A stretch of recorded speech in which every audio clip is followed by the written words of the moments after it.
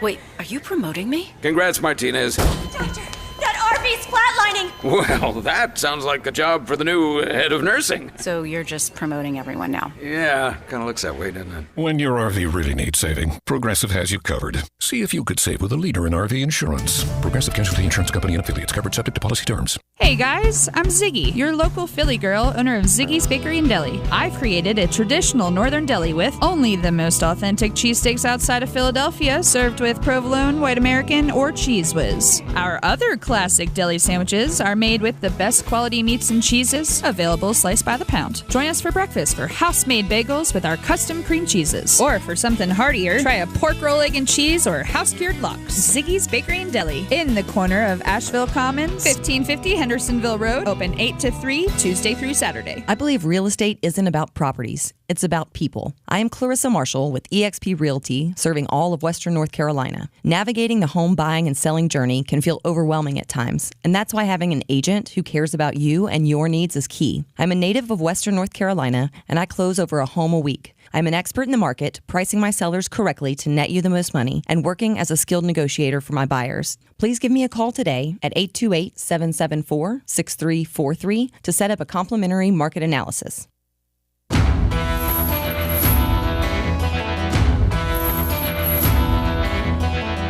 And welcome back in to the Sportsocracy here on ESPN Asheville, 92.9 FM, 880 AM, and 1400. I'm Tank Spencer. Caleb Peak is alongside as well. And hopefully, it looks like we're close to getting things going on the YouTube stream. We're working on it. Anyway, we are here on ESPN Asheville. It's funny how that go live button, it works when you click it. Right. I have no idea. Anyhow, welcome back into the program. If you are listening on the live stream, hey, I can see myself on the YouTube stream. So it looks like we are in. We're good.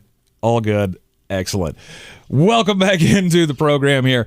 Listening everywhere on the iHeart Radio app. And I know I did that whole big setup about watch your microphone there. I know I did that whole big setup about there's more to life than football, but that doesn't mean we have to ignore football, because football's still there, and there are things to talk about. We're going to talk about coaching hirings and such coming up in the next hour as well. But today, I started seeing on Twitter, trending was David Tepper, the owner of the Carolina Panthers. The guy who we all had these high hopes of, this guy who used to be a part owner with the Pittsburgh Steelers coming in to bring some of that culture down here. Big billionaire hedge fund guy who's going to turn things around for the Panthers. There's going to be great things happening. And I'm not saying that there haven't been great things. All I'm saying is, how much blame does he get for what's going on for the state of the Carolina Panthers right now? The fans are not happy. I don't know a single Carolina Panthers fan who is looking at this thing going, yeah, we are set up for success. We got Matt Rule, a coach we hate. We got Sam Darnold, a quarterback we hate. We have Ben McAdoo is now coming in to orchestrate the offense. This is a clown show. We've got a running back that won't stay healthy. We got an offensive line that's Swiss cheese. We do have good. I still maintain the only great things about that team are all the defense. I mean, some of the weapons are good as well. Shaq Thompson is really pretty much the best you've got. Brian Burns is my dude. And I'm not going to back off that. I like a lot of pieces of that defense. But overall, is this a product in the Carolina Panthers that you see going anywhere? Well, and it all has to come down to the decision making. I mean, that's what it's all about with David Tepper, right? He's the man in charge. He's the legendary hedge fund manager that's literally in direct quotes with this article I'm reading right now. Legendary, I don't know, but I mean, he's certainly got enough Benjamins in his pocket to make a significant difference. And the thing that soured me, I mean, I'm a self-proclaimed Carolina Panthers fan, more of a fan of the game than anything, but the Cam Newton deal made absolutely zero sense. I know we've beaten that like a dead horse on this program, but Sam Darnold is maybe you're not sold on him entirely when he first comes into town, but at least it's something else. It's not Teddy Bridgewater. I mean, you obviously you cut ties with Teddy Bridgewater for a reason. He's not doing anything for you. So you bring Sam Darnold in, so to absolutely no surprise, he doesn't do anything for you. But then you go out and get Cam Newton, and you spend all of that cap space on him. And what does he do? He doesn't win a single game. Not even one. I mean, he goes over. And I just couldn't believe it that a man who's made this much money over the course of his life, in outside of football, in the stock game and the hedge fund game and all of that, wants to make that kind of decision and spend that kind of money for an unproven product. And so many people defended him because of it. I don't see very many of the defenders anymore. No, they're not out there. Kevin Vick said in the comments, big Carolina Panthers fan. Brian Burns, J.C. Horn, Shaq Thompson, Hassan Reddick. He's a free agent. Hopefully they can bring him back because I really do like him as well. The defense is not the problem here. They've done a good job of building that part of this team, but it's the continued lack of success on the offensive side and the lack of patience that anybody has. And I think maybe to me that's what it comes down to more, is that there is no patience for building the winner. And does that fall back on David Tepper? Because, I mean, if you think about it, went through, he bought the team in, 2018? Yeah, I think so, 3 years ago. And then, 4 years ago now. And then we had the change with Ron Rivera. And then immediately goes out and hires the hotshot guy from college, Matt Rule, for $8.5 million, which was way overpriced for what you would expect a college coach would get. I mean, I would expect that's a Jim Harbaugh deal. Jim Harbaugh is coming from Michigan. We're going to give him $8.5 million. And Jim Harbaugh knows the NFL on top of that. Right. But you got Matt Rule. I mean, Matt Rule was an assistant, at least at the pro level. He worked for the New York Giants for a little while, so he has familiarity with the league, but generally a college coach who was, really good at Temple, then goes to Baylor and made them really good. And now you paid him $8.5 million to come in and try to save the Carolina Panthers when not knowing what was what. You brought Joe Brady in, didn't have enough patience to sit through that. Matt Rule, I don't know if we blame Matt Rule for Joe Brady and that divorce going poorly, because that's all they talked about afterward. He's definitely not helping. Right. That's all they talked about afterward was when Joe Brady got fired. It was Matt Rule said, I wanted to run the ball more, and he didn't want to run the ball more, and so we had to, part ways. Differences of philosophy here. But you had the lack of patience there. You got a lack of patience with Teddy Bridgewater. So you jump to Sam Darnold. Well, Sam Darnold, you're now $18.5 million into him next year, and he didn't look like he was worth anything at the end of the season. I mean, very little. We still believe that there's talent, and I think he's only 25 years old, 24 years old, something like that. Let's see, born in 1997, so 24, 25. Yeah, He's 24, getting ready to turn 25 maybe, and there's still hope there. But do you think Ben McAdoo is going to be the guy to come in and change all of this? And then you had the whole Cam Newton situation, going back to Cam. Is that David Tepper just trying to make headlines? I said it at the time that's how I think this went down.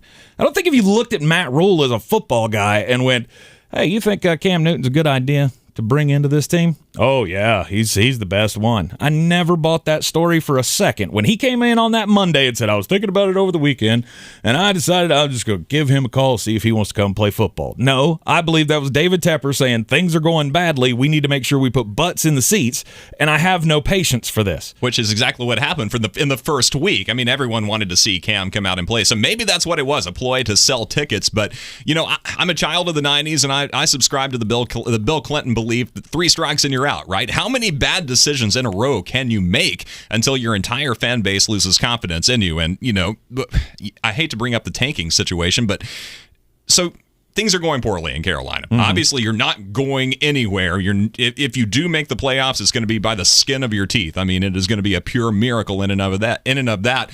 But instead of accepting that, David Tepper goes out and spends money on mediocrity. Sam Darnold, mediocre at best. And then you go out and spend, I think it was $8-something million on Cam Newton, mediocrity, to bring him in. to try to win a couple of games. My question is, why are you trying to win a couple of games if it's not going to benefit you? Right, it's not going to increase your draft standing. Nothing is going to come out of this that's going to benefit your program and increase your bottom line. Right. If you're going to be bad, Jeremy says it all the time, be bad. Right. Tank proudly. Just be god-awful. Now, don't pay for it. Don't pay for it, because that'll get you in some hot water. We're going to see how that's going to turn out. Yeah. Mr. Ross. Jeremy laughed when I said that the first day of they could take his team for this, and he thought it was absolutely ridiculous. And you see all the reports that have come out in the last few days. I don't know if that's people just trying to, it could happen. But when you got the commissioner of the league saying, yeah, I mean, if the owners want him out, they could get him out. Well, I mean, what is tanking? Essentially, it's tampering. Right? I mean, maybe not officially, but it's the same gist. I mean, you were tampering with your own outcome. Mm-hmm. So I don't know. I mean, how much blame do you put on David Tepper for this? And will there be a breaking point?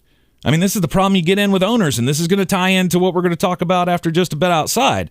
Of you get into these owners who have all this money, and they're thinking dollars and cents, and you know, sometimes the dollars don't have sense.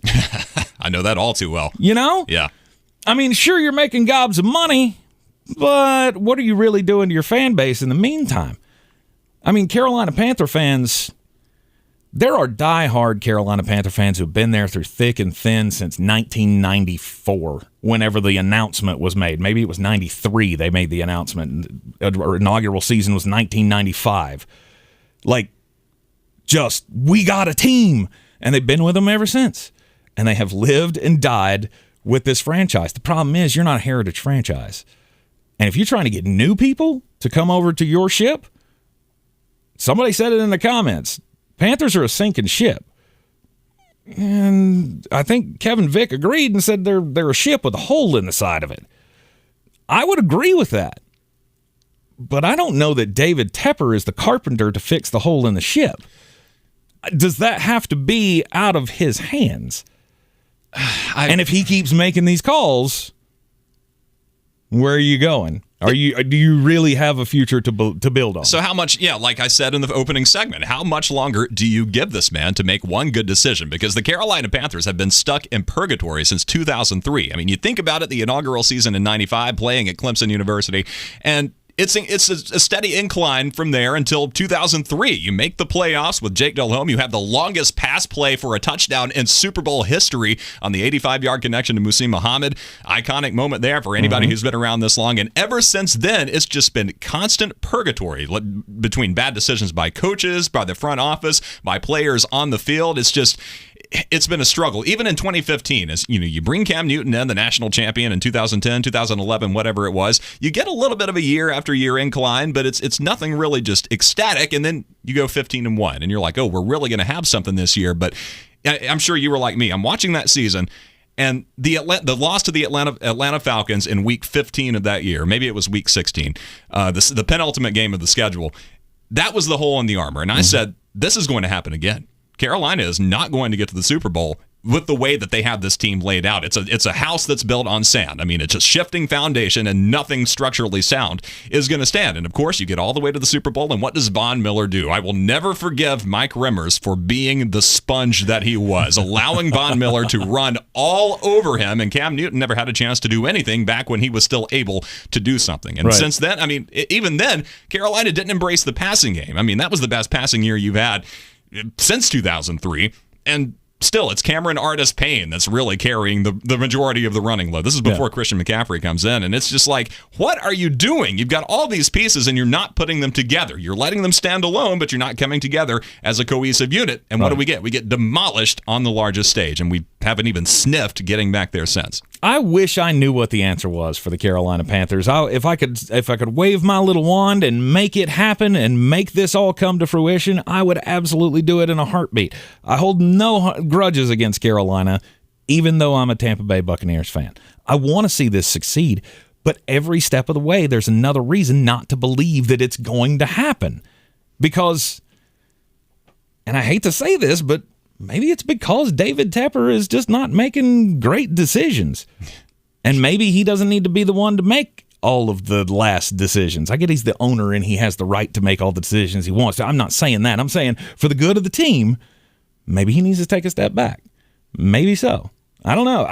Look, when I see a guy who I believe is very, very smart go out and there's a story in economic circles talking about how this guy, David Tepper, says he's all in on brick and mortar businesses. To me, that's like saying you're invested in the post office because it's such a successful business. I don't know. Maybe his decision making ain't what we all hoped it was going to be. So money has a way of doing that, right? You see somebody with a large amount of big pad in the bank account in the billions, and you think, oh, this guy must know exactly what he's doing. And to a certain extent, he does financially. But David Tepper is the kind of guy who spearheads things. He starts projects, and then he surrounds himself with a team, with other subsidiaries, with groups, with conglomerates who have people in charge with the know-how to get it done. Now, the problem with David Tepper in Carolina is he's the man. I mean, he has to be hands-on. He has to know exactly what's going on and make those physical calls in real time when those decisions have to be made on the snap, and they've got to be the right one. And that's been the problem. David Tepper doesn't have anyone to go to when he's the man, and his decision making has been awful because of it. Boy, you must be outside your mind. The Sportsocracy. Just a bit outside. He tried the corner and missed. Oh, we're going to keep doing this, aren't we? As a news media, just every time he sneezes, we have to talk about it. Tom Brady continues to put his name out there and just leave that little bit of maybe I'll come back, maybe I won't. I'm not ready to say that I'm done forever. Look, Tom Brady's got products to sell. That's all this is to me. Like, I think the decision's been made. But once again, his Let's Go podcast this week, he talked about being super content and happy with his decision to move aside and to retire from the sport. But when they say, are you ruling out a comeback? And he says, never say never. Never say never. I may come back, I may not. I think he's in that period where you're just not sure. You're not sure what the next step is. Like, I know I said I'm going to retire, but am I really ready to quit? I mean, I'm a quarterback who was at the top of the league this past year. At 44 years old, I could still play. I could still score touchdowns. I could still do all the things that a franchise needs me to do to be successful. I mean, once again, Tampa was in the playoffs. They were one freak play away from beating the LA Rams in the playoffs and being the Super, and possibly extending another run to a Super Bowl. My heart tries to tell me that if we had pulled that out, we would have gone on to win a Super Bowl. But that's neither here nor there. Tom Brady continues to keep his name in the minds of everybody in the NFL circles, and there's one real big reason why. I don't think it's really because he plans on coming back. I think it's because he's just used to being talked about. I could definitely see that. Yeah. I mean, when you've been the center of the universe for however long, I mean, you really hate to let that spotlight go. Right. Keep my name out there. Keep my podcast listeners up. Keep, all of this stuff. Not that he actually, absolutely needs it, but I think part of Tom Brady's afraid of what's going to happen when he actually does fade away. So I've got a question for you, though. So do you think that Tampa Bay and Tom Brady really could have beaten Los Angeles with Antonio Brown still on the squad? 100%. If the injuries had not happened this year, we'd be Super Bowl champions again. And you may think that's ridiculous, but had Chris Godwin and Antonio Brown still been out there, we'd have had all the offensive weapons. The defense would have struggled, but they'd have been just fine. No, and I don't think it's ridiculous because it took L.A. the majority of the playoffs to get going. I mean, Eric Weddle tried to give it away for them with that silly penalty. The helmet-to-helmet contact in the playoff game, he did everything he could to lose that game for Los Angeles, and they were able to leg it out. So, I mean, they were late bloomers this year. Tampa Bay, with Antonio Brown and company, they would have been tough to beat. Yeah. It just didn't go our way, and Tom's retiring, and now it's time for the next chapter in Tampa Bay. But let's not be shocked when Tom Brady's name keeps being mentioned over and over and over again. This is going to last into the season because Kyle Trask comes out the first couple of games. They don't win. It's going to be, hey, Tom, we still got your rights. You want to come back? This ain't over by a long stretch. Yeah, that's I can't wait to see how that turns out. Now, I'm a little more of the cerebral type. I like to think anyway, even though I can't count to 77, obviously. But let's talk about the Olympics for just a minute. This is every 4 years. I watch figure skating for an hour or two, just because it's on, just because my nation is in it, and I just kind of want to see what's happening. And every 4 years, I'm astonished by how many times these figure skaters can turn and jump and do all these crazy things and not be dizzy. I mean, how do you spin like that in these camel spins or whatever they call them? How do you spin 10, 15, 20 times and not absolutely just have your brain melting out of your ears? That's or just vomit on the ice. That too. I mean, if you want to draw viewers, work that into the script. But so let's look at it from a scientific standpoint. It's really because these athletes are just better than you. No, of course. They're better than us. I mean, even when it comes to a cerebral standpoint. Let's see. The quote is from Bridget Dwyer, an assistant professor of neurology at Boston University School of Medicine. She says, for most people, dizziness is only a potential issue during faster and more forceful activities. Amazingly, when needed, our brains can be prompted over time to better handle the dizzying task we encounter. So what she's saying is these athletes have done this so many times that they are no longer restricted to the bounds of humanity. Their brains don't function in the same way as you and I. Now, there is a little bit of the ballet kind of sentiment, like when the ballet or the ballerinas or whatever you want to call them spin around, they snap their head to try to focus on that point so they don't, so all the juices and things don't get messed up in the inner ear, all the chemicals and whatnot. But it goes beyond that. It really is. The more often you do this, the more work and more training you put in, it actually changes your physical makeup and your brain composition to where you just aren't affected like a normal average person anymore. That's what it takes to become an elite athlete, is actually changing your brain, not only your physical makeup, but your brain structure as well, to be stronger than the average person. And I just find that fascinating. I think that's really, really cool. That is fascinating. Look, I could never do that. The spinning around in circles thing, I didn't like it on the merry-go-round. I definitely didn't like it on the Gravitron. You ever been on that thing at the fair? No, purposefully I haven't been on it. The big spaceship-looking thing that you lay up against the wall and it spins really fast and you slide up and down the wall and you're pressed to it because of the gravity that is created by the spin. I get sick just thinking about that. I couldn't even do it. Reversal of fortune. See, you want to spice up the Winter Olympics? Put some regular dudes out there and make them go through little spinnies like that. Get them drunk, and then last one to puke wins. How about that? Either that, or yeah, I would definitely be on board with that. Or maybe if I'm Team USA, I'm trying to work the Iron Lotus into this somehow. From Blades of Glory. Yeah. Oh yeah. That's too risky. Can't risk it, Chaz. Can't have a decapitation on national TV. No. Regional TV, okay. No, that they outlawed that move a long time ago for a very, very solid reason. Aside from reason is what's happening in baseball right now. Listen. Nice segue. Business is bad for baseball. I don't know why the owners can't figure this out. Like, the numbers for baseball have been dropping precipitously for years. It's never going to be back to what it was. Your game is just not good enough. It's boring. And instead of fighting over the things that you should be fighting over to figure out how to get more people involved in your sport, we're sitting here on a day where pitchers and catchers are supposed to be reporting to spring training right now. You're supposed to have that nice springtime feeling of, I can start smelling the grass already. You get all those shots from Florida with the guys pulling up in their nice cars with their golf bags in tow, and they're getting ready for that that 2 months down in Florida of just getting their bodies and their minds right for spring training. We don't have all of that. We don't have any of that. What we have is owners and the players union fighting back and forth about stuff that no one cares about. Well, I mean, they care about. I mean, obviously, everybody's in it to make money.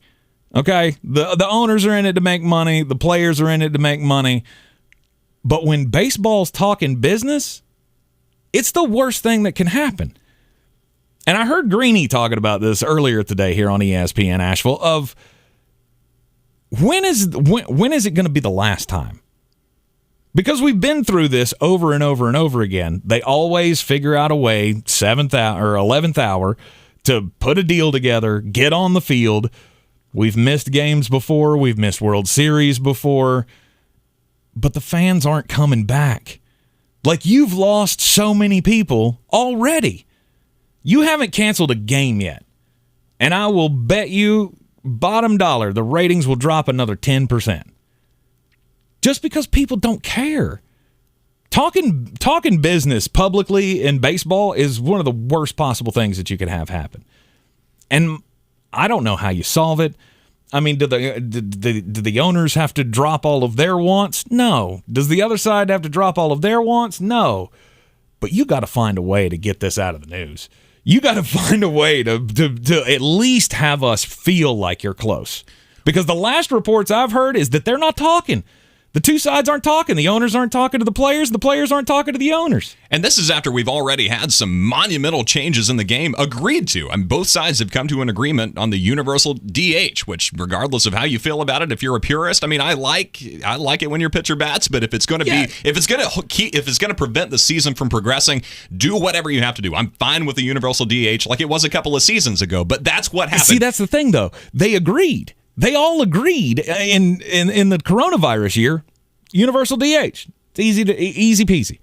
What happened last year? Why did we go back? Like, you finally find some common ground and agree to do something, and then you just go back on it. And now they're talking about, we're going to put that in again. Well, that'd be great if you'd put that in again. I'd also like pitch clocks, and I'd like I'd like robot umpires. I'd like all the things. I want you talking about the things that the fans care about. Which you have all those things in the minors, and now they're trying to cut X number of player positions from the minors. So if you take away the breeding ground for all these changes, then what do you have? You have nothing. Yeah. It's all about just fighting for money. And I get that every sport does this. Every business does this.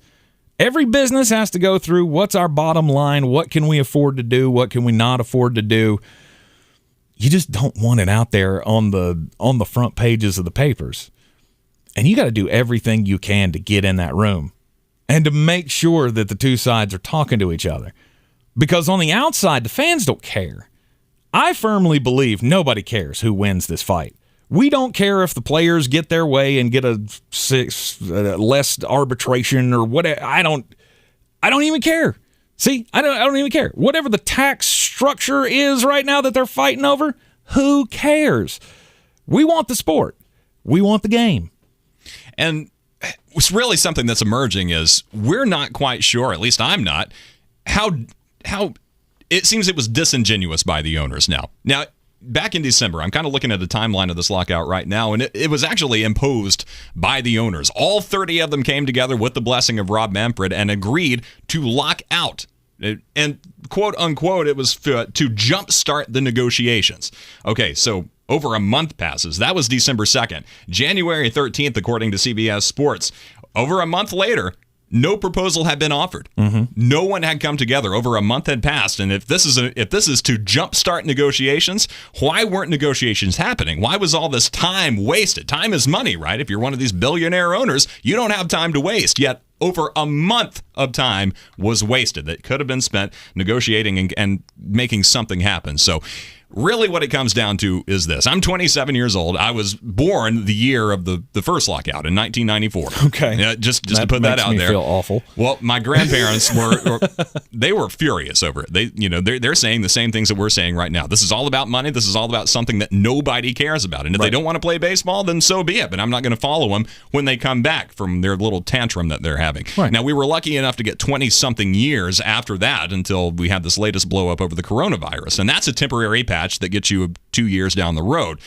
What we need now is another generational fix. We need a generational 20, 25-year CBA that is going to allow this generation of baseball fans to grow up, escort another one in, and I just don't see it happening. The two sides are too far apart. The players want things that the owners will never agree to, and I think if it's a 7 or 8 year CBA, that's too soon. That's giving people way too much time to remember what happened and hold it against you the next time that this comes up, and it's going to be coming up sooner than you might think. Oh, it's going to come. I mean, it's coming every day for baseball fans. See, that's a problem baseball has, is that they're not bringing in the younger crowd. They only have the ability to. I mean, there are some that are youngish, but it's not trending younger. It's all trending older because most of the baseball fans are getting older. And every day you let this continue is another day that you're going to lose X amount of fans. I don't know what the the number you can put on that is. But every day this continues. And God forbid it come to we're going to start losing regular season games. This might be the last one. This might be the last time that we have major lockout news to talk about. Because it could end up that soccer is going to kick baseball in the nerds. and now where are you? Because the numbers are catching up. Look, I'm not a soccer fan, but I know there's soccer fans out there. And I know they're growing. And baseball could be in real trouble. This connects, I'm going to do some lingual gymnastics on this and try to connect this to NASCAR, right? What was NASCAR doing 5 years ago? They were dying. Sponsors were going left and right. They were dropping off. We're not going to be a part of this. This doesn't work for our business model. NASCAR revamped who they are. They changed their race structure. They changed the kind of crowd, the demographic that they're targeting, and look at the revenue now. It's on the rise. A new generation of fans is interested. MLB is going to have to do the same thing. You got to reduce the total number of games from 162 down to 130-something, 140-something. You got to give people more time to get into the stadium, raise the stakes for it as well. And I mean, it's generational changes are going to happen, or we're going to lose the game entirely. You're in the Sportsocracy here on ESPN Asheville, 92.9 FM, 880 AM, and 1400. I know this is usually the time of day that everybody's looking for Jeremy's big picks of the night. But there will be no Green on Green coming up next. We're still going to play the sounder, though. We're going to do lean on Green. Because you're really lean if you're taking our advice on what games to bet on tonight. But, hey, we'll throw some out there that you might be able to win some money on. The underdog. The long shot. The nobody from nowhere, never gonna happen 100 to 1 shot. We know something about that. We're with you every step of the way. This week at Ingles, select 12-ounce Frank's Hot Sauce, 2 for $5. Select sizes and varieties Keebler cookies, also 2 for $5. And select sizes and varieties Maxwell House, large can, or pod coffee, $5.98 each. Ingles, low prices, love the savings. Rogue Combat Club, Asheville's home for comprehensive martial arts training, has a goal for our community, one that's stronger, more fit, and unwavers in its support of one another. Rogue Combat Club's instructors have competed at the highest levels and offer classes for everyone from young children to adults in Brazilian Jiu-Jitsu, Muay Thai, and wrestling. Rogue Combat Club classes can help you boost your self-confidence and self-defense skills while weeding out the egos and intimidation found at other gyms. Join today at roguecombatclub.com. For my small bookstore to thrive, I can't just sell books. So I created a radio ad at iHeartAdBuilder.com to tell everyone about our author events, our story hours for kids, and our amazing lattes. Now we're busier than ever. I'd call that a success story. A custom radio ad from iHeart Ad Builder is the fast, affordable way to drive customers to your business. Put the power of radio to work for you. Get started now at iHeartAdBuilder.com. Get in zone, AutoZone. Welcome to AutoZone. What are you working on today? So you've got an oil change coming up. We can help you save on the right oil for your vehicle. Right now, get 5 quarts of Castrol Edge Full Synthetic or Castrol Edge Full Synthetic High Mileage Motor Oil with an STP Extended Life Oil Filter for just $35.99. Visit one of our 6,000 stores or order from AutoZone.com for same-day store pickup or next-day delivery. Get in zone, AutoZone. Restrictions apply. Dell Technologies President's Day business sale has arrived. For a limited time, save up to 45% on all our latest gear to work from anywhere with fast free shipping. Dell Technologies recommends Windows 11 Pro for business, so now's the time for incredible savings on PCs, along with servers, monitors, and docks, all with free shipping and quick installation and setup through Dell Installation Services. Get started by shopping online or contacting your Dell Technologies advisor today at 877-ASK-DELL. Again, the number to call is 877-ASK-DELL. The secret to staying on track with your goals? HelloFresh. Their delicious recipes and doorstep delivery take the hassle out of mealtime, and their fit and wholesome plan makes eating well easier than ever. With HelloFresh, you can take your pick from 50 menu and market items each week, and even customize your box by swapping in proteins and sides that work for you. Right now, get an exclusive offer during HelloFresh's President's Day sale. Get 16 free meals plus 3 free gifts with code Radio16 at HelloFresh.com/Radio16. Coffee closes on. Get them the money. Then when you get the money, you get the power. That watch costs more than your car. Then when you get the power, then you get the woman.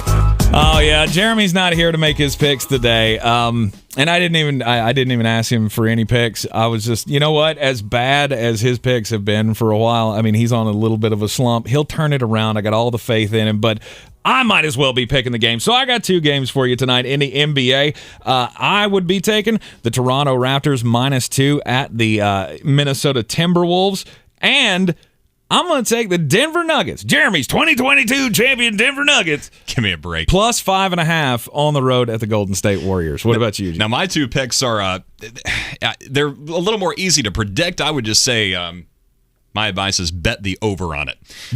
Bet the over. Detroit-Boston is the first one. Now, Boston has won their last 3 games. Actually, let me give you the stat. They're the first team in NBA history to win their last 3 road games by 30 points or more. Now, this one tonight isn't on the road. It's in a very friendly environment at the TD Garden. Detroit at 12-45 on the season. Boston 12.5-point favorites, and I think they are going to win by probably 20 or 22 points. So be aware of that. And also Portland-Memphis. I mean, Ja Morant has got to be hearing the chatter around the nation. They've got to be hearing the doubters that Memphis isn't a national or isn't a championship team. So I think Memphis comes out strong tonight against Portland. They're 11.5-point favorites, but Memphis wins by 20 as well. All right, you got Memphis covering big, you got Boston covering big, and you can take those wagers over to betus.com, betus.com. Use the promo code SPORTSOCRACY. Get a 125% deposit bonus, and they will do that for you up to $2,500. betus.com, promo code SPORTSOCRACY. We got Sports Center update coming up next. We will talk more NBA after the break. This is your Exergen Temporal Scanner weather forecast on ESPN Asheville. Building south winds ahead of a Pacific front that's sweeping the country. We're going to stay on the warm side here in Asheville through Thursday, and then we get on the colder side for Friday and into the weekend. 47 degrees with a cloudy sky tonight, building south winds. There are some high wind watches up Thursday for the highest mountains to our west. Afternoon rains Thursday, high 61, low 36, and then colder Friday, 42. I'm meteorologist Scott Lariamore. That's the latest Weather Channel forecast. This report is sponsored by TP Howard Plumbing. Hey, this is Josh Howard with TP Howard's Plumbing. There's nothing worse than a sewer emergency. We need sewer technicians to help with our sewer emergencies. Call TP Howard's Plumbing to apply today at 628-1369. That's 628-1369.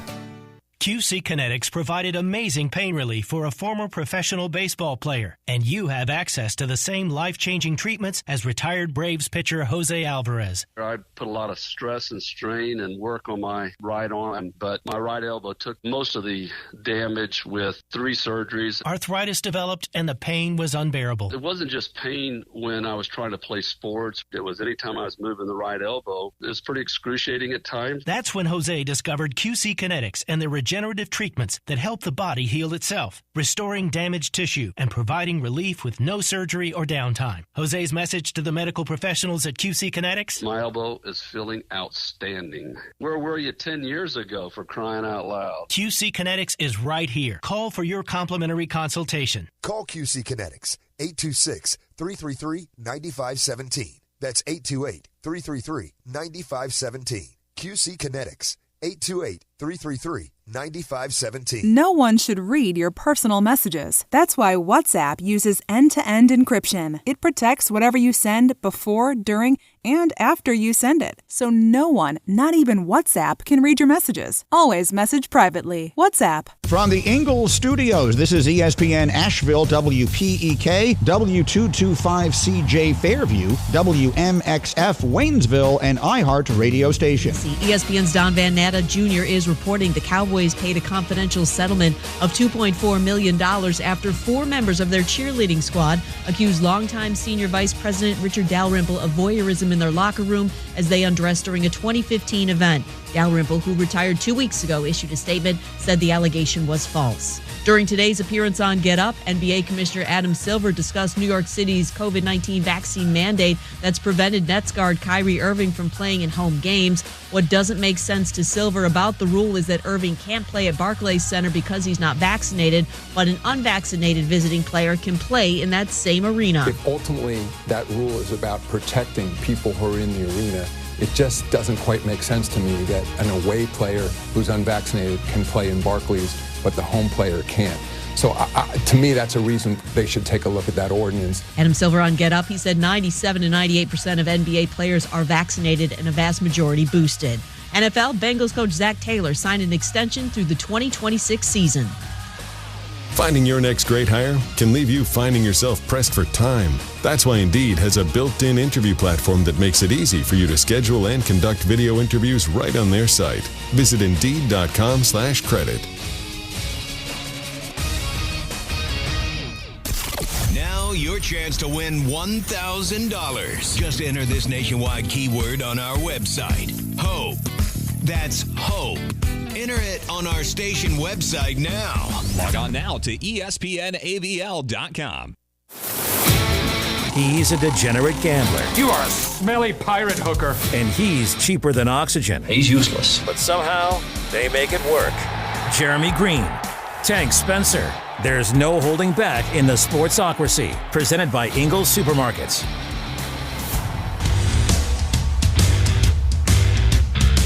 And welcome back into the Sportsocracy here on ESPN Asheville, 92.9 FM, 880 AM, and 1400. The Sportsocracy heard everywhere on the iHeart Radio app, and we're always brought to you by Ingles Supermarkets. Low prices, love the savings. Don't forget to get your tickets today for the Ingles SoCon Basketball Championships coming up at the Harris Cherokee Center, Asheville. It is the men's tournament runs March 4th.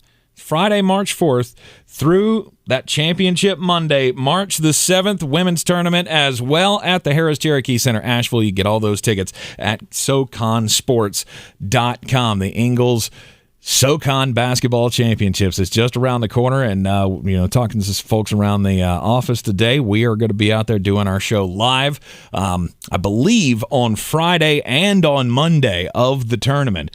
We will be out there, and it's going to be a whole lot of fun.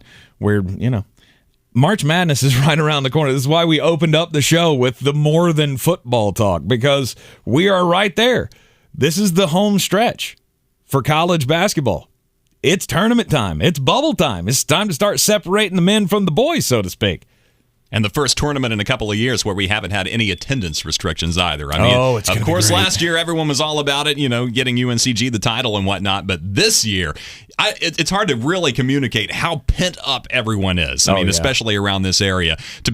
We've been waiting for this for so long. It's really our biggest chance to just let loose when it comes to sports in the Asheville metro area. So I cannot wait. It's one of the greatest events that I've ever been a part of. I love the SoCon tournament. I love this time of year. Just having all the conference championships taking place, the March Madness, the feel of it all, and it never really matters to me, like how my team is doing. I mean, I'm a diehard Tar Heels basketball fan. This ain't like football. Like with me in football, I can go, I'll pull for the Tar Heels, and if they're not that good, I got Georgia to lean on. It worked out pretty well for me this year. Yeah, this year especially. Right.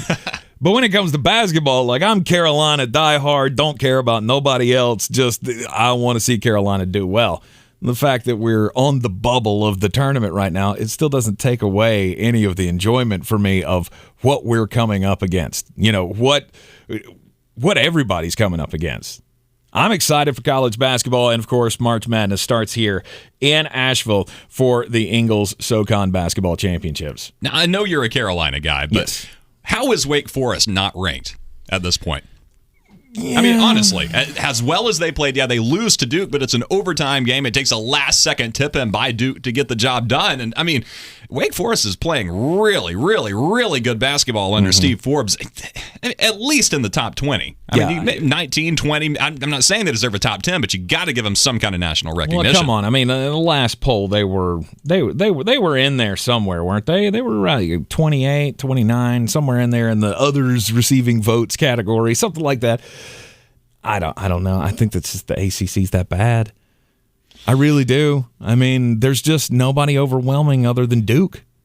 That's true. Yeah, I mean, Syracuse is down. Notre Dame is middle of the road, and so on and so forth. Georgia Tech, I mean, nothing to show for Virginia Tech. We touched on this a little bit yesterday.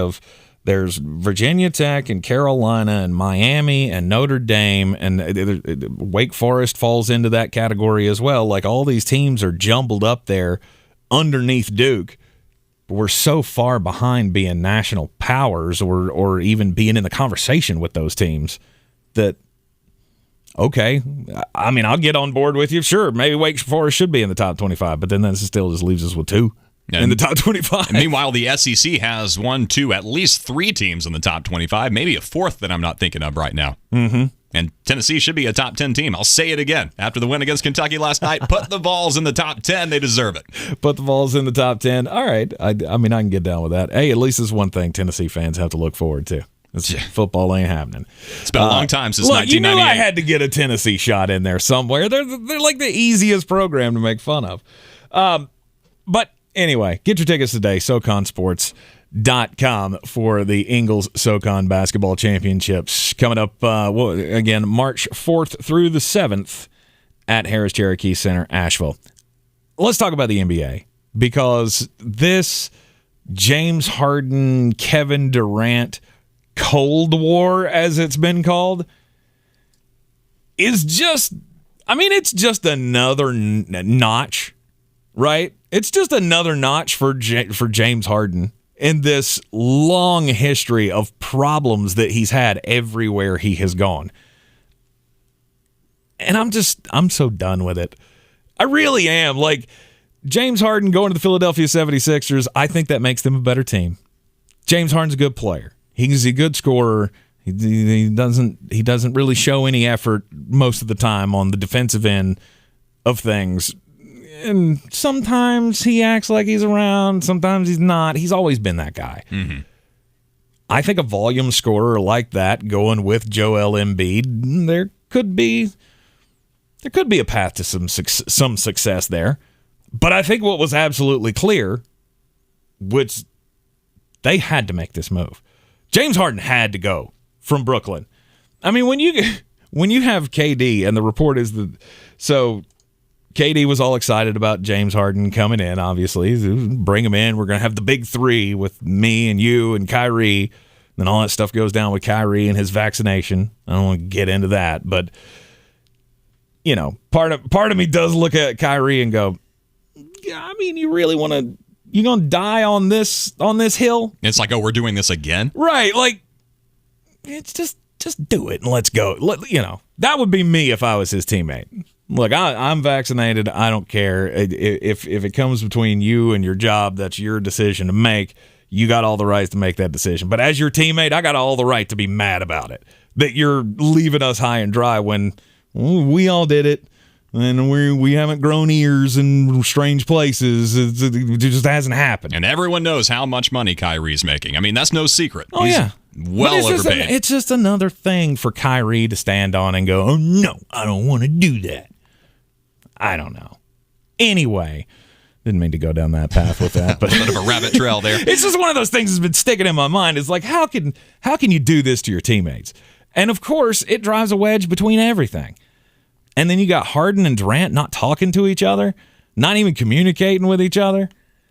It just seems really, really strange that everything got so standoffish, and then finally when James Harden did what James Harden does, he gets done with a place, he just backs off and hands off, just let it burn. And by that point, Kevin gave the okay for the deal, according to the report today. Kevin said, screw this, we're done with this, I'm done with him, get him gone. But I totally get it from KD's standpoint, and he's not exactly the most easy guy to get along with either. I mean, he's not very friendly with the media, of course, and on social media, especially. Total drama queen. Exactly. Yeah. So he's got his own drawbacks for KD, but I get it because James Harden, it's no secret he wanted to be in Philadelphia when he was in Houston. That was the goal, was for him to end up with Joel Embiid in Philadelphia as a 76er. He didn't get what he wanted, and now he does get what he wants by using Ben Simmons' tactics, which is to just gum things up, just to make things as difficult as possible for the team you're on until they just can't stand it anymore and they offload you. So that's what happens with Ben Simmons. He doesn't want to play in Philadelphia, makes life as difficult as he possibly can, and what does he do? He gets rewarded for it because nobody wants to deal with him anymore. I mean, Ben Simmons, it's well documented that he's not a go-getter. He's in the moment. He's a great basketball player. He's a true shooter. But it goes back to the LSU days. He gets his scholarship as a Tiger in Baton Rouge. He gets his dorm room, and he doesn't even bother moving into it. I mean, I understand if you're at the single A level of baseball, you know you're going to be moving up soon. You might as well not even unpack. But if you're going to play college basketball, you're under scholarship, you gotta move in. You got to act like you're going to be there for a while and be a part of the team. And that's exactly what we're seeing with James Harden. He says, you know what? I just don't want to do this, and I'm not going to. And if you're Kevin Durant, yeah, you're cantankerous, but you've got a job as a leader to make sure everyone rallies together. I see that another one of the problems is that James Harden didn't want to run the flowing offense. He didn't want to run the free-flowing offense, the motion around the top that Brooklyn runs really well. He wanted to maintain this ISO, this pick-and-pop kind of isolation offense that allowed him to score the majority of the points. And in an offense like that, you don't have to score the majority of the points. Really, assist and passing the ball is going to come at a premium.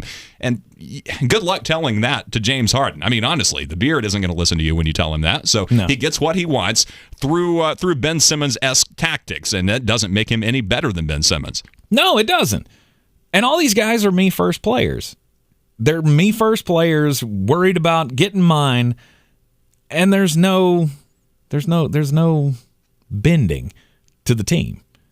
You know, it's not, I'm going to take one for the team. We were taught that as kids. Like, hey, you know, if you get up to the plate and that kid's throwing inside, lean into it. Take one for the team. Get on base.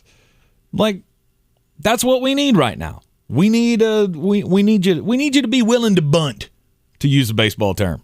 We need you to advance the runners. We don't need you to be out there hitting home runs every time. My coach used to pull you if you weren't sweating. Oh, you're not sweating? That's a good one. Take a seat beside me, because I'm not sweating either. Nice. You ain't trying hard enough if you ain't sweating. Okay. Exactly. I can get down with that. I get it. I mean, when you get millions of dollars wrapped up in all this, guys find what works for them, and they go out and, you know, James Harden can be MVP level talk player of, you know, scoring 40 points a night and all of that, and he doesn't have to put forth the effort on the defensive side. I get it. I think part of me would be me first as well. But after a certain period of time, you have to come to that realization that maybe it's me. Maybe I'm the problem. Maybe, you know, the fact that in Oklahoma City, I don't think that was really fair. I mean, Oklahoma City, he played there and then went and got his bag with Houston. So when they were younger and the three, Kevin Durant and James Harden, Russell Westbrook, were all together, I don't really hold that era against James Harden. But when he goes to Houston and he's scoring all the points and he's the focal piece, and they tried to bring in Chris Paul and that didn't work, and they tried to bring in Russell Westbrook and that didn't work, and then he pulls the things that he pulled in Houston with just quitting on the team and then goes up to Brooklyn. Guess what? Does the same thing. You know, it's reported that James Harden wanted to ask for a trade from Philly or from Brooklyn to go to Philly, but he didn't want to officially ask for the trade because he knew how it would look. Do you think we can't see you right now? Do you think we can't see you every night going out and not giving 100%? Do you think we can't hear the reports and the rumors that are going around about this rift that's going on between the three of you in Brooklyn? Like, it's almost as if he feels like he has a reputation as a good teammate when the exact opposite is true. Am I wrong? Am I the one that looks at James Harden and goes, he's a me-first player, never going to win anything, and I'm the only one that feels that way? Because it makes it feel like that's how James Harden's trying to portray himself. I don't want to ask for the trade because that might come off as me being a me guy. You are a me guy. Exactly. It's delusional for him to think otherwise, right? I mean, the body language with James Harden it tells everything. He is the biggest heart on his sleeve guy. He can't hide any of his emotions, and you can see it not even in the interviews, not even when a camera's in his face. I'm talking about from the nosebleeds. You can see how he feels when he's dribbling the ball up the court. It's beyond obvious. But here's the kicker for me, and this is going to be a lot of fun. How well does James Harden fit in with Joel Embiid? Because I know Daryl Morey is the big reason why one of the big reasons he wanted to be in Philadelphia. Mm-hmm. He loves Daryl Morey, and Daryl Morey loves him. But Joel Embiid is another one of those guys. Now, he's more of a team player. He's more apt to, like you said, take one for the team and to spread that ball around and facilitate the offense. But at the end of the day, Joel Embiid is going to be the guy more often than not with the ball in his hands, especially if it's play into the low block. Good luck stopping him. Put 2-3 bodies on him. He's still going to rise up over top. How well is James Harden going to adjust to that when he's expected to kick the ball inside and let Embiid do what he does best? Is he going to pass up the open three? Is he going to pass up a contested three, knowing that Joel Embiid is going to get the game-winning look? Right. He should. Will he? That's the main question. And I think the answer is until he decides not to. I mean, he already showed when the first few games or the first month or so that he was in Brooklyn. Things were going well. They were sharing the basketball. Things were working fine. Winning games. They were getting right. They still hadn't been able to weave in all of the pieces together, but when the pieces did weave together, it was okay. Until a point. Until it came down to, well, whose team is this really? Is this Kevin's team? Is this James' team? Is this Kyrie's team? Whose team is this? It's not our team. It's somebody's got to take ownership for this team. Now, he goes to Philadelphia, where this is Joel's team. There ain't nobody else. Like, everything needs to go through Joel Embiid. Now, can you come in and play? Can you play nice? Can you play dual superstar here? Can you make this work? I think he will, as long as he wants it to. I think the difference between these two situations, and it's a minor one, but I think it's important, is James Harden may have considered that he was going to inherit the Brooklyn team. Now, you want to say that it was KD's team, but really the most vocal and the most passionate leader on the floor was Kyrie. He was really the name recognition that went with the Brooklyn Nets franchise. So Kyrie is out. He's really not a factor anymore, and that leadership falls onto KD's shoulders. And I feel like James Harden is probably sporting a little bit of jealousy because of that, because he wasn't recognized as the go-to guy. He wasn't recognized as the new de facto leader of every man wearing a black and silver jersey. So he wants out. Going into Philadelphia, like you said, it's Joel Embiid's team. I mean, hands down, plain and simple. There is no debate about that. It's possible that he doesn't feel as much pressure going in. It's understood that he's going to be the number 2 or even the number 3 guy at times. Joel Embiid is going to be the man in charge, and maybe, just maybe, that's going to give James Harden a little bit of a relaxing. It's going to take some of that tension off of him. Maybe he doesn't feel like he needs to take over. He can sit back for a little while Joel Embiid drives the boat. Now, I'm not saying that's guaranteed. Maybe that's even unlikely, but there's a chance that does happen. I think, like I said, I think it'll be good for a while. It might actually get him a championship. I think he might be able to keep it up long enough to get them to a championship. This year? This year. Okay. I'm not the X's and O's guy. I look at basketball and go, hey, that's cool. There's a bunch of dudes running around slam dunking basketballs. I'm not the X's and O's guy. I don't know the picks and the pops and all that kind of thing. I'm narrative guy. I think it can work. It just depends on how long James Harden's going to be invested in this. Because now you got all the scoring power in the world. I mean, if you take some of the pressure off of Tobias Harris, you take some of the pressure off of Tyrese Maxey, he doesn't have to come out and be the guy or the second guy or the third guy. He can just be a piece that comes in and gives you something. I think you got a real shot, because you got to look back at Brooklyn. They're getting ready to put Ben Simmons into this whole Kyrie Irving, Kevin Durant coming off the Cold War thing. You really think that Ben Simmons is okay now? He's like, I'm ready to play. You were just claiming mental illness and all of this a week and a half ago. Was that all for show? Maybe. That's not for me to say. But it looks very, very bad that, I got my trade, I got what I wanted, and now I'm back, I'm fine, everything's fine. Again, like with LSU, he's going to make the decision at some point, too, not to play along anymore. Right. I'm not the guy. It's KD's team. It's Kyrie's team. It's not my team. I don't think either of these guys have the ability, and Russell Westbrook's another one. They're just some guys who aren't built to be part of teams. And you're never going to win championships with those guys. We're going to take a break here on ESPN Asheville, 92.9 FM, 880 AM, and 1400. We'll be right back. This is your Exergen Temporal Scanner weather forecast on ESPN Asheville. Building south winds ahead of a Pacific front that's sweeping the country. We're going to stay on the warm side here in Asheville through Thursday. And then we get on the colder side for Friday and into the weekend. 47 degrees with a cloudy sky tonight, building south winds. There are some high wind watches up Thursday for the highest mountains to our west. Afternoon rains Thursday, high 61, low 36. And then colder Friday, 42. I'm meteorologist Scott Larimore. That's the latest Weather Channel forecast. This is your time saver traffic on the new ESPN Asheville. Traffic slowing 240 westbound on the Captain Jeff Bowen Bridge. An accident reported in the stretch. Smoky Park Highway north and southbound light delays approaching Sand Hill Road. Patton Avenue moving well. New Leicester Highway incident free.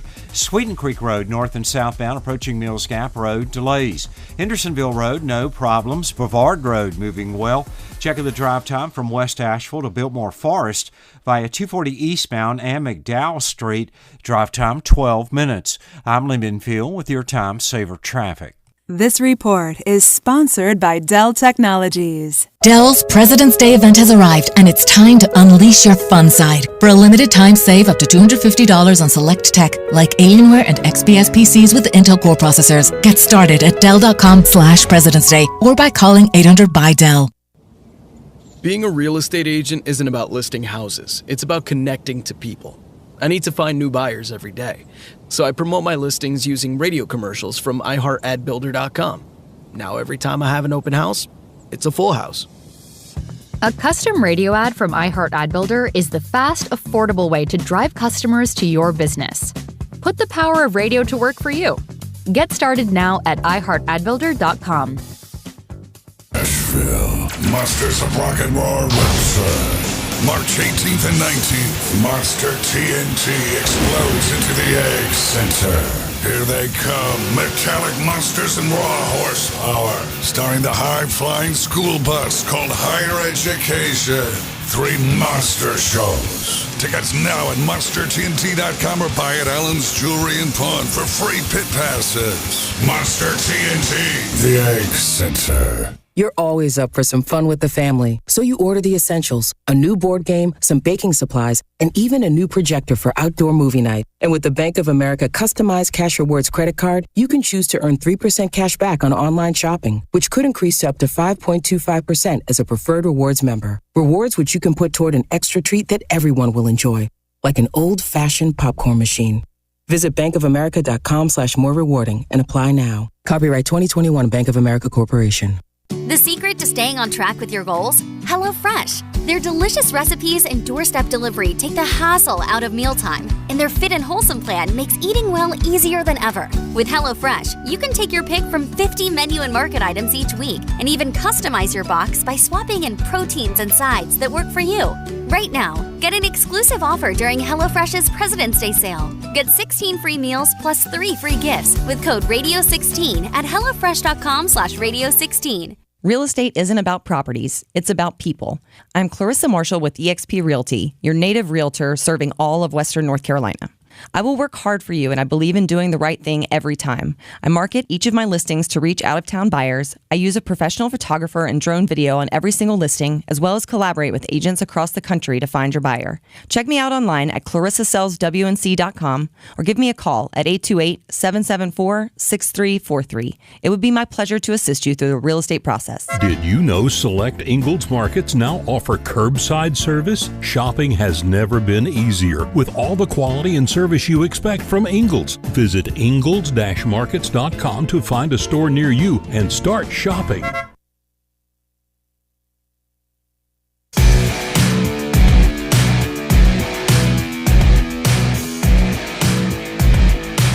The Sportsocracy. That is some good, clean family fun there, ain't not? Right you are. And welcome back into the Sportsocracy here on ESPN Asheville. Heard everywhere on the iHeartRadio app. Yes, seen everywhere on YouTube. TheSportsocracy.com. Click on that live video link. That'll take you over to the YouTube stream. Look, we don't have the fancy bells and whistles, the normal graphics that we usually have because Jeremy's on vacation. He does all of that stuff. But, hey, we got it on the screen.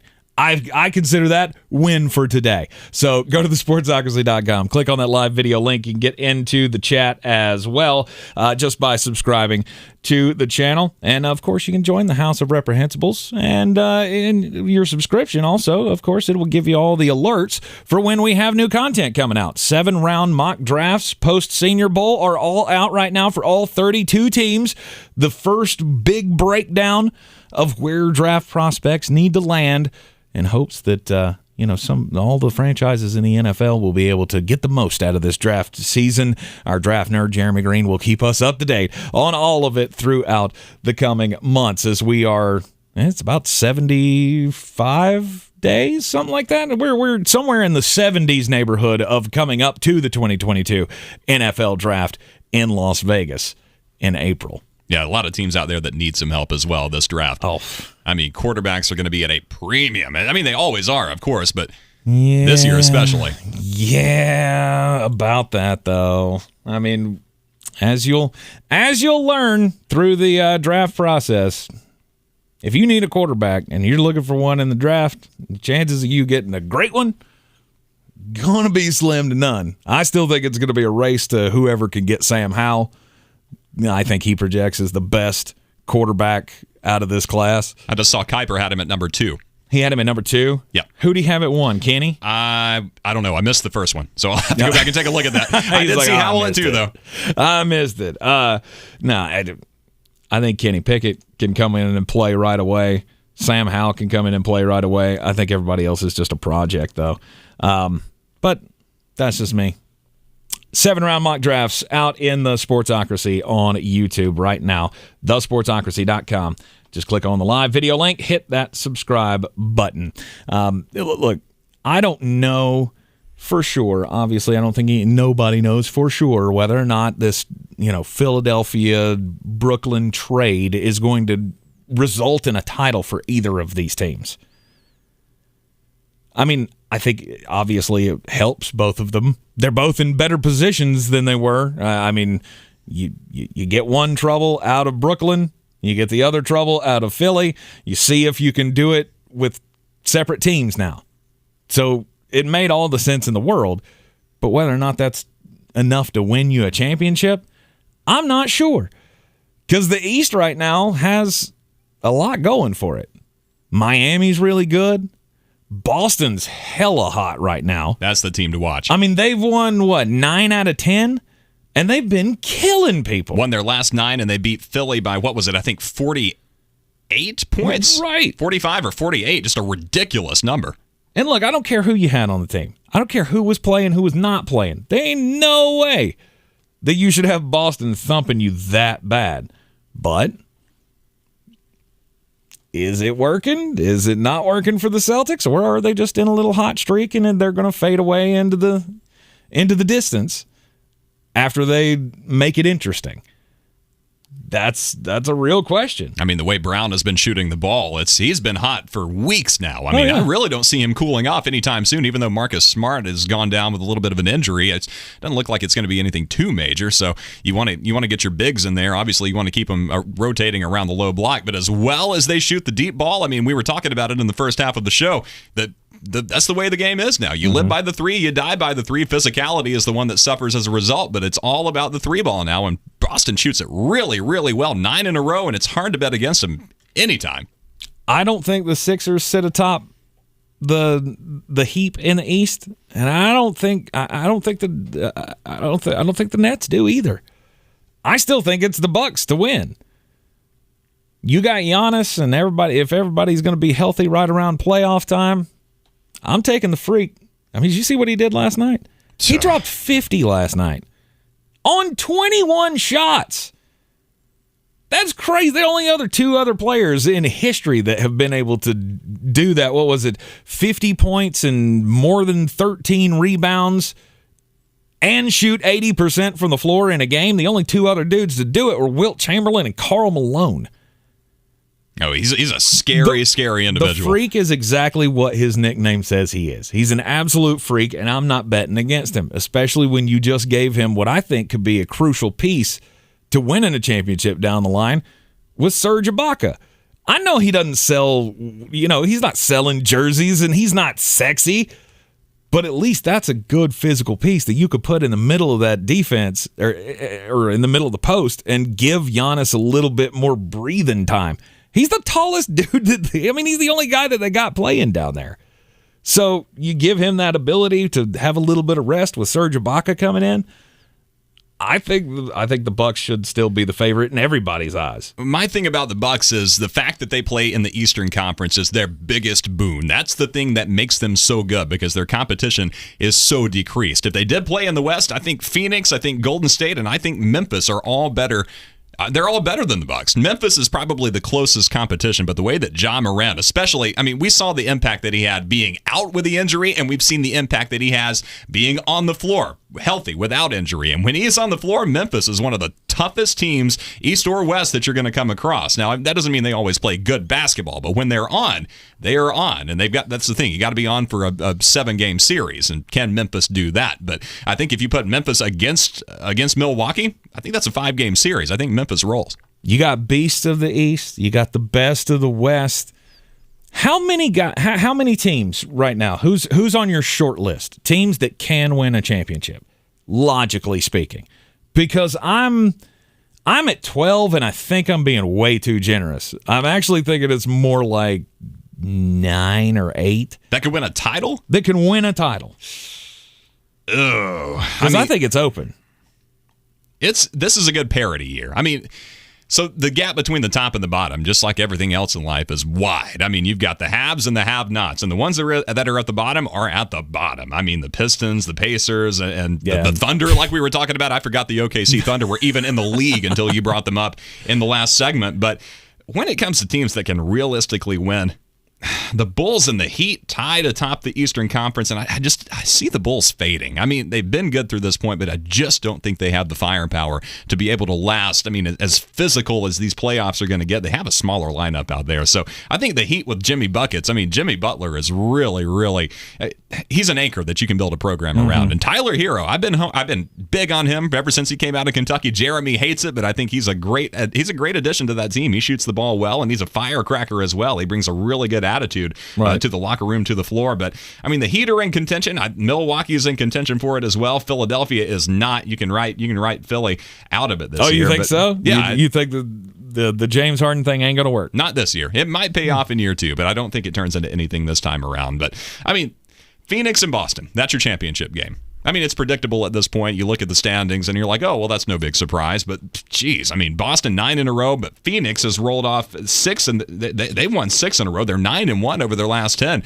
And the way that Chris Paul and Devin Booker are hooking up, it's something fun. With the DeAndre Ayton down there, he's really just a decoy at this point. He's drawing all the double teams and everything. And Chris Paul and Devin Booker are out there just letting it fly, unabated, and they're nailing it. I think the West is going to be super tough. There's one team out West, though, that everybody's trying to keep them alive. And I get why they're doing it, but I also think it's time to move on. We'll talk about that in just a second. First, let's get weird. On the weird scale, there's Vegas, there's Florida, and there's Asheville. Let's get weird, Asheville. All right. What do we say all the time? Don't do crimes. Don't do crimes. It's really quite simple. And this goes in with this kind of goes in lockstep with a story that I told, I believe it was last week, where despite the fact that they had all of the coronavirus protocols in place and you couldn't visit the prisons in New York City, like Rikers Island and all those other prisons, the amount of contraband that came through was double of what it was before the shutdown. So it was, they found out that like prison guards, they have been, acting as like the donkeys bringing in drugs into the prison because drug bust went up double during the coronavirus times when there were fewer people coming to visit. Well, this is kind of weird to me too, because now they're saying that the instances of people bringing guns to airport checkpoints has gone up again, and fewer people are flying. Fewer people have been traveling, and And they're finding more and more guns at airport checkpoints. Airport screeners found 5,972 guns at checkpoints last year, easily breaking the record set in 2019 despite the drop in air travel. 86% of the guns were loaded, according to the TSA. Now, here's my question. I don't have anything against guns, okay? I don't have anything against gun ownership. I don't have anything against you carrying it with your permits and all that stuff. As long as it's all legal and above board, you do what you got to do. How do you forget this? How do we keep forgetting that we can't take guns on airplanes? We can't take guns to airports. How do this... Is it, I just happen to still have my Glock in my suitcase because that's where I carry it. Like, it baffles me. I mean, you're either an idiot or you're ignorant, right? I mean, you have to know. There's no way you can get through the screening. I mean, you're going to go through a metal detector. You know that already coming in. It's like, what are you you're just hoping you get a sympathetic TSA guard that says, you know what, it's okay this time. We're going to let you slide. Just don't let anyone see it. Are we all just that medicated now that we just roll through life and just willy-nilly take our guns wherever we want to? I mean, that's always been a no-no, right? I mean, I don't think you've ever been allowed to take guns on airplanes, and especially not since 2001. Definitely not post 9/11. Right, since 9/11. I mean, I know you're probably too young to have lived through that, but... No, I was there. I remember it well. No, I mean, but that's the thing. Like, are we that far removed from that time that everybody's just forgotten what it's like and what it can be like to try to go through security in an airport? I mean, are they still stripping you naked most of the time? Because the last time I flew, it was a pretty intensive search. You had to take off the belt and the shoes and the socks and all the things. I just don't see how this keeps happening and how it's getting worse. How the fact that we have that many more people trying to take guns on airplanes. If you want to get strip searched, bring a gun to the airport. That's how it happens. Maybe that's it. Maybe people just, not getting touched enough. And I'm just kidding. I did read a report about that the other day. They just don't do crimes. Don't do crimes. That's great advice. I should probably listen to you on that. AMC, you remember AMC Entertainment, the theater company that was in so much trouble until the meme stock came along, and these meme investors on Reddit boosted it through the roof. I mean, that's been, I guess it's been about a year ago now at this point that happened. Mm-hmm. AMC, since the stock is cratered and it's kind of back to normal again, until last week when we've got news coming out that AMC has figured out a way to survive. And it's going to be outside of the theater game. It's going to come through popcorn, believe it or not. It's the CEO, Adam Aron. This is a report that's been broken by CNN Business.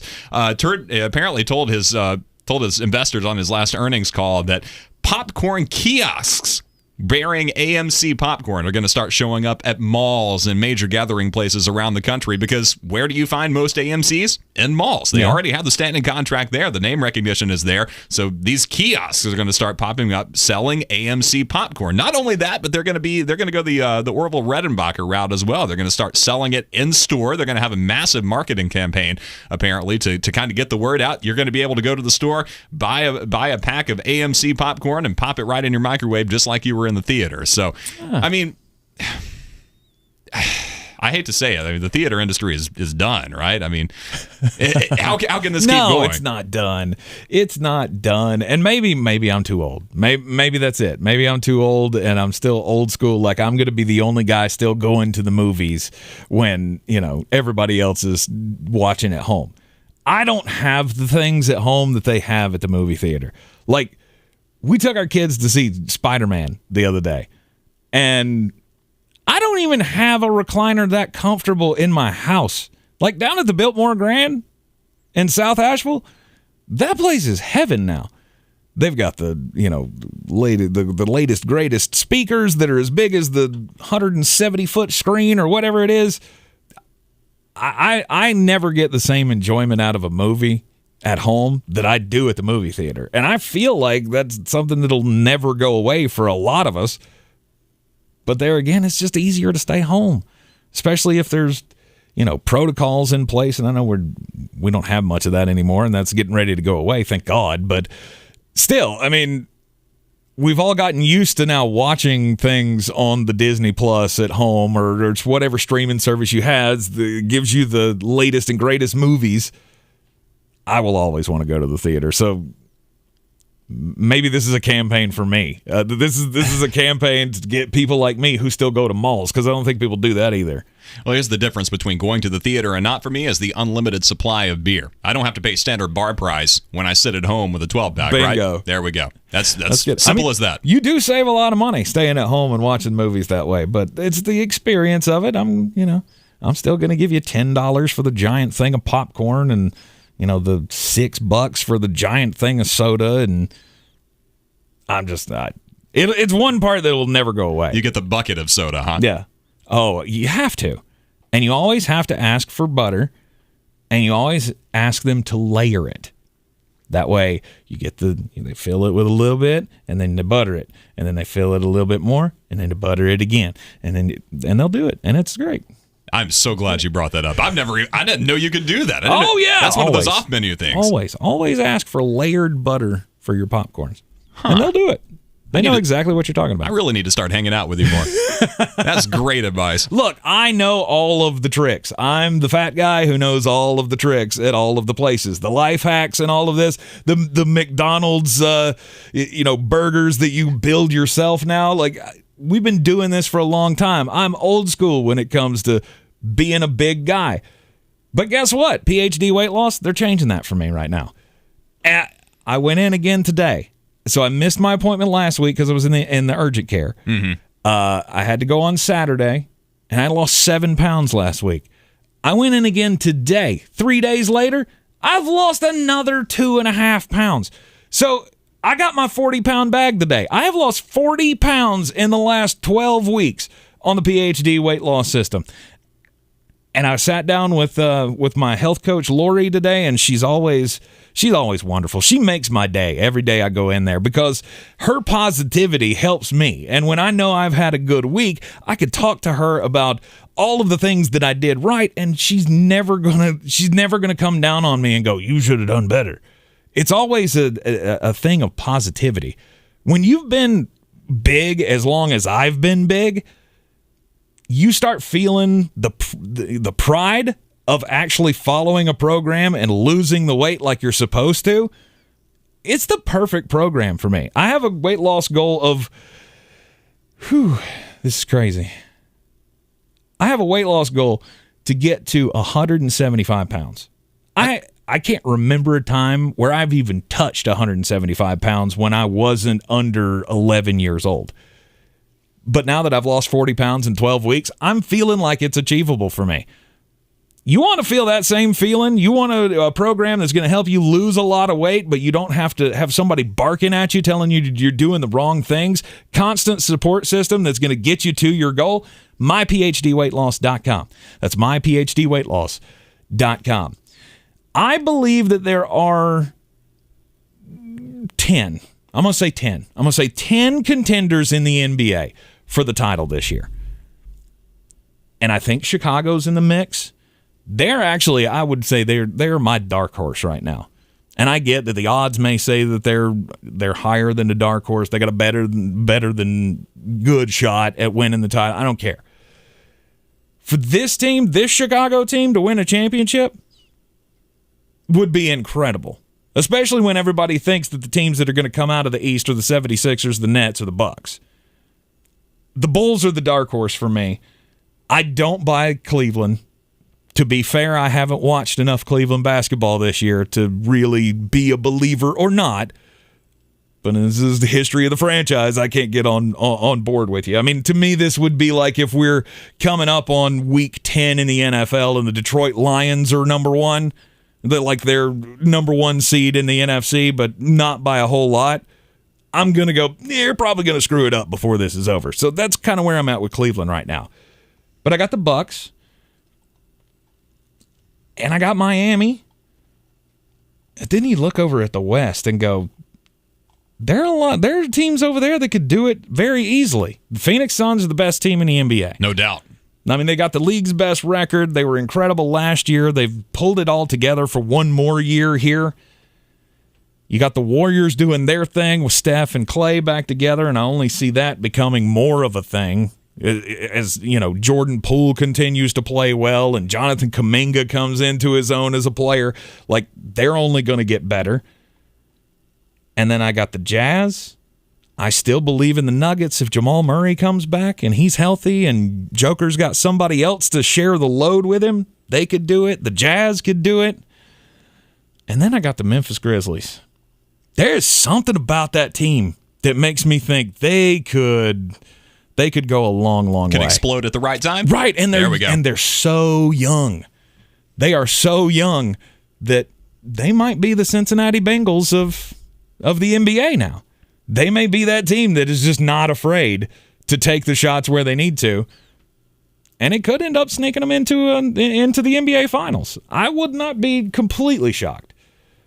They're my outside. Your dark horse. Yeah, that's my outside team. I got the Grizzlies and I'm going with the Bulls in the East and the West as the long shots. But still, I think if all those things come together, those are the teams that can win an NBA title. That's my thing. There is so much if that goes along with that. Now, if all of this does come together, it's going to work out. I mean, we're going to see one of these teams as a champion, but I think there is too much of an X factor there for that to be the case. I got to have a done deal here, and I've got 4 teams that could feasibly win it. In the West, it's Phoenix and it's Memphis. I think the Warriors falter coming down the stretch because of the play of Poole and Kuminga and guys like that. Yeah, they're looking good right now, but can they maintain that run? Can they keep that same energy going into the playoffs? I think the answer is no, and Steph and Clay can't carry the load alone. So Phoenix and Memphis are the 2 from the West, and the Heat and the Bucks coming out of the East. Miami is looking much, much better than I anticipated they would this time. All right, you are in the Sportsocracy on ESPN Asheville and the SoCon Basketball Championships, the Ingles SoCon Basketball Championships coming up at the Harris Cherokee Center, Asheville. March 4th through the 7th. Get your tickets today over at SoConSports.com. And, well, as he does every day or every week around this time, we check in with the Chew on That segment. Brought to you by Ingles Supermarkets with our very own Caleb Peak. This is from your interview with Demp Bradford of the Asheville Buncombe Regional Sports Commission. Alvarez, one more heave, off the mark, and that's going to do it. Isaiah Miller's going back to the dance, and he'll lead the Spartans to the NCAA tournament. UNCG wins the SoCon. Well, March 2021, certainly a time to remember for UNC Greensboro as the Miller boys, both Wes and Isaiah, punching their ticket to the big dance over Mercer. I'm Caleb Peak. This is Chew on That, brought to you by Ingles Markets. Low prices, love the savings as we are in Southern Conference tournament mode. The Ingles SoCon Championships coming up the first week in March. We'll tip that off on March 3rd.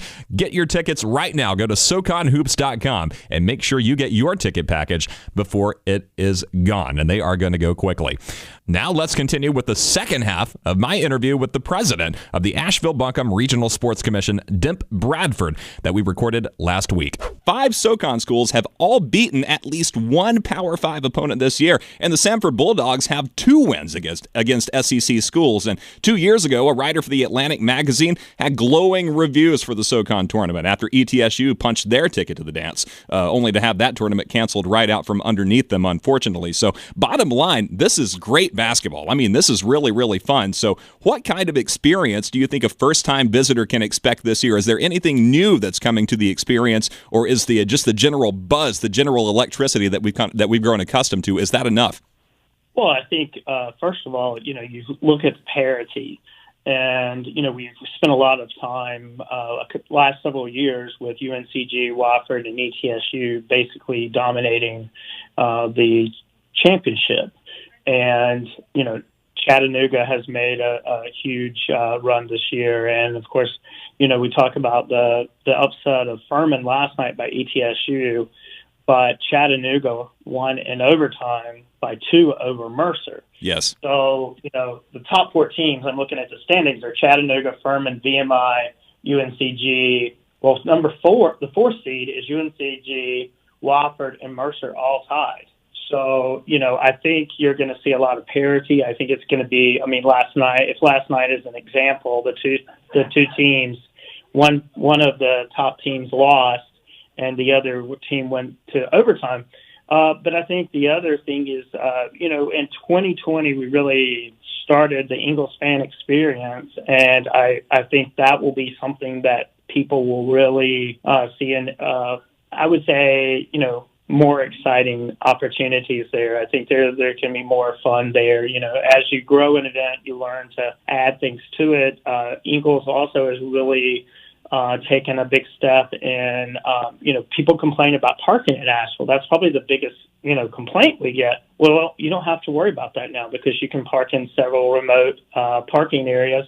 And Ingles has a free parking trolley that will be that we started in 2020. So those are some things like, we look at what people are, have issues with, parking being one of them, and we try to address them. And we have great partners like Ingles who step up and say, hey, parking's an issue. Okay, but we have a great trolley, the Gray Line trolleys here in Asheville, and that's the red trolleys are a, kind of a trademark of Asheville. So let's get trolleys and put people on trolleys, and it's free, and most places you have to pay to get, if you go to Charlotte, you're going to pay to get on a train.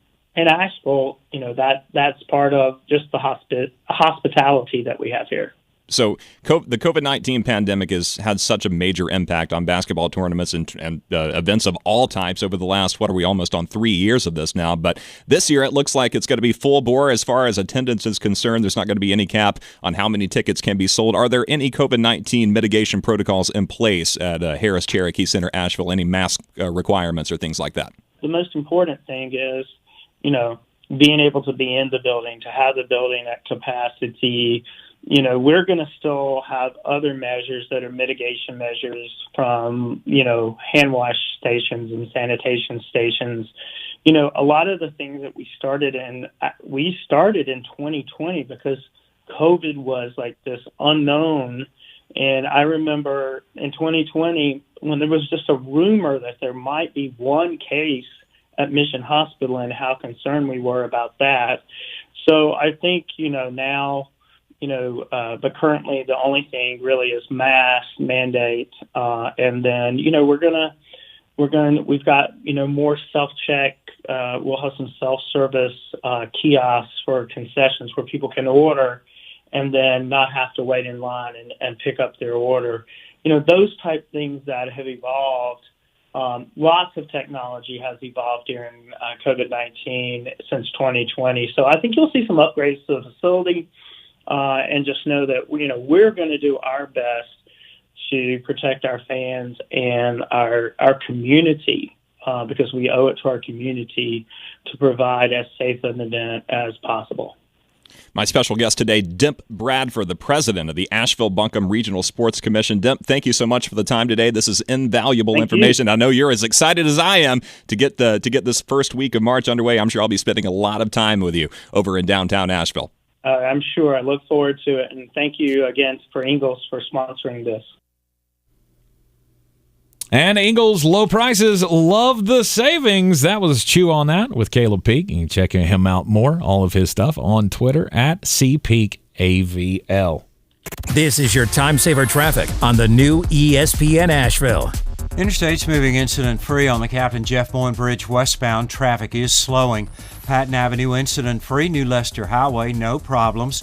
Smoky Park Highway also moving well. Hendersonville Road, no problem. Sweeten Creek Road southbound approaching Mills Gap Road, a few light delays. Charlotte Highway, no delays. Tunnel Road moving well. Swannanoa River Road, no backups. Checking the drive time from Clyde to Canton via US 23 northbound. Drive time 8 minutes. I'm Lyndon Field with your Time Saver Traffic. This report is sponsored by Taco Bell. When you need a taco, you need a taco. Try the new Cantina Crispy Chicken Taco from Taco Bell with your choice of creamy chipotle or avocado ranch at participating U.S. Taco Bell locations for a limited time. Contact local store for prices, hours, and participation which vary. Tax extra. Hey folks, DG here. Y'all know I've always loved the slogan, Smiles Change Lives, which I first heard years ago from Dr. Rebecca Merrill of Asheville Smiles. I hope you will live that slogan here in 2022, whether it's just time for for routine cleaning, you want to learn more about Invisalign, a great alternative to braces, you need a diagnosis and treatment plan, or if you don't have dental insurance, you just want to learn more about her special membership plans.